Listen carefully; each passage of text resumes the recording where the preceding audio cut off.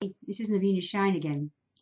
It's a week now since the end of the Living on Light experiment. I just wanted to give you a little update on what was going on, let you know that everything was fine. I'm feeling very alert, very alive, very active, very healthy. I'm full of creativity, all sorts of ideas going through my head here.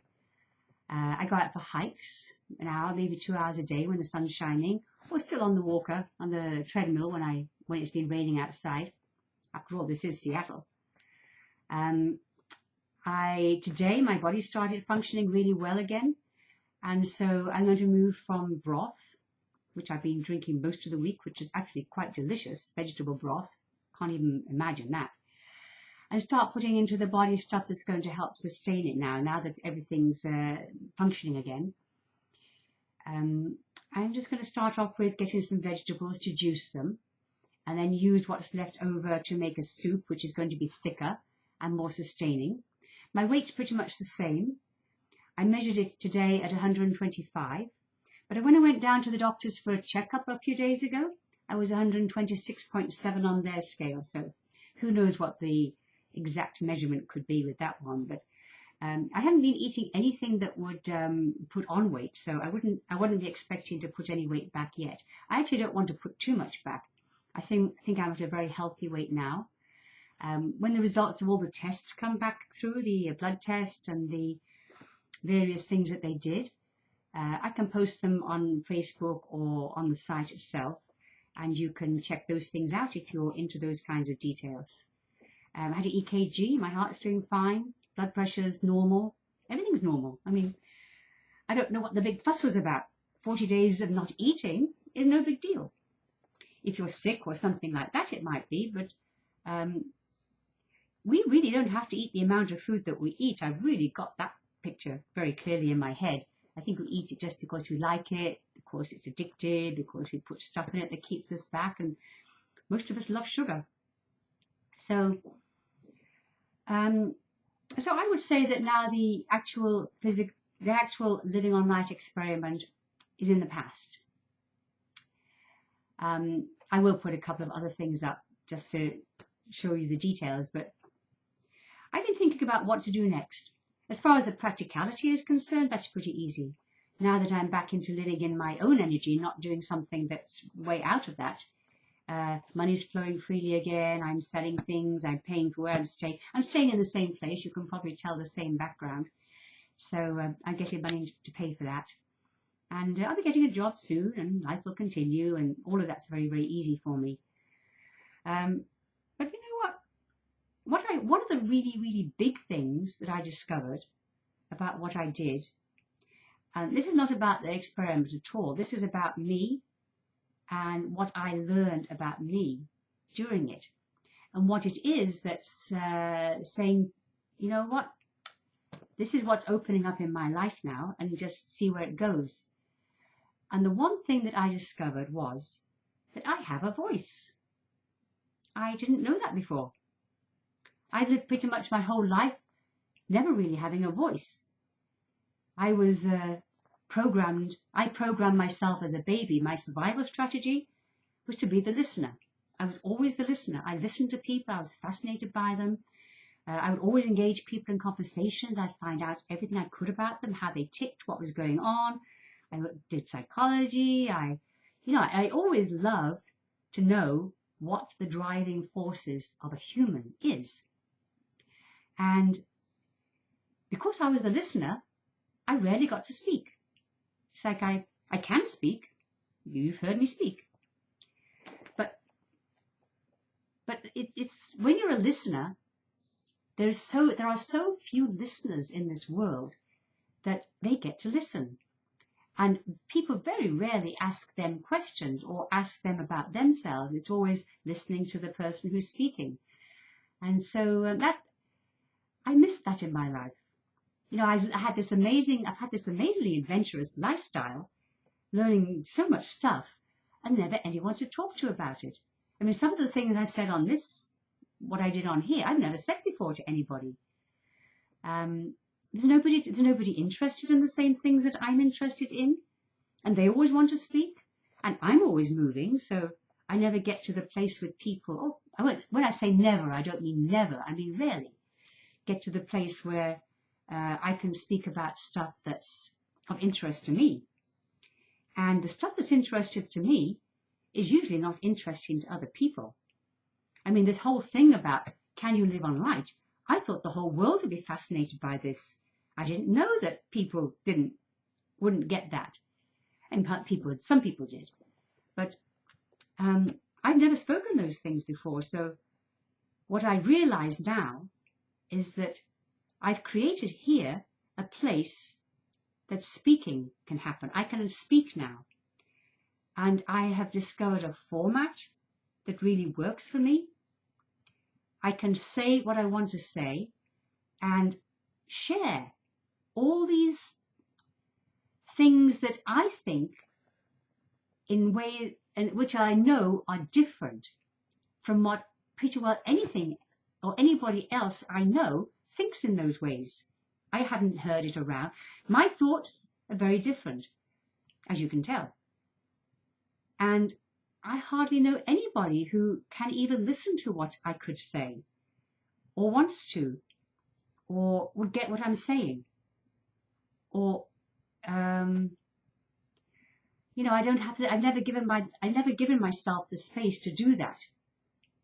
This is not about anybody else. This is about who I am and who I created myself to be. I created myself to be like that. But the way I think are really, really helpful to understand and get and put things into a way that people normally don't see. It's all about point of view. Because I have done this all the time, my life, it's very easy for me to see the same thing from many, many, many different points of view. And so I have a very wide picture.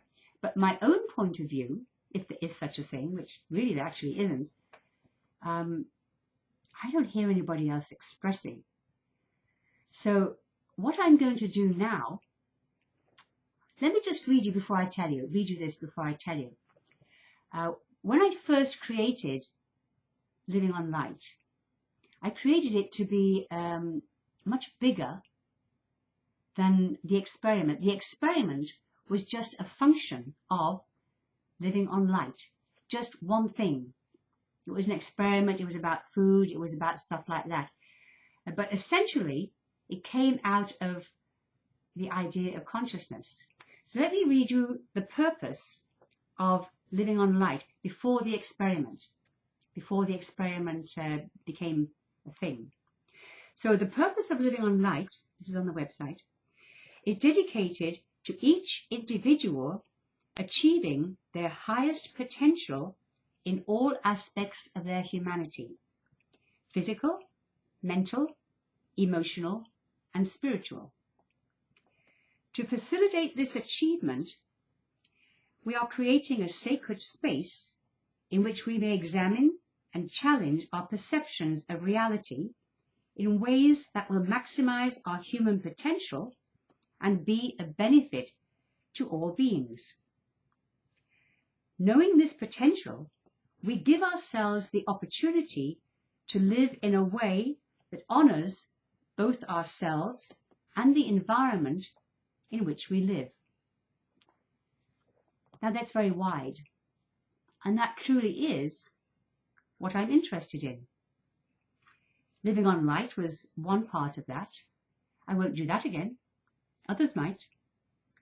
But still, achieving our human potential and seeing things in varieties of different ways is going to be something that's going to create a place within humans and our planet that makes us expansive and able to live in harmony and peace and all that good stuff. And so what I'm going to do in this new venture, or a continuation actually, I'm going to call Shining a Light. I like that. Little twee, shine, light. But really that's what I want to do. I want to shine a light onto ways of looking, ways of seeing, perceptions that we have, paradigms that we hold that are only there because we believe that they're true. If we look with different eyes, from a different point of view, a different place around the room, a different way through our minds, different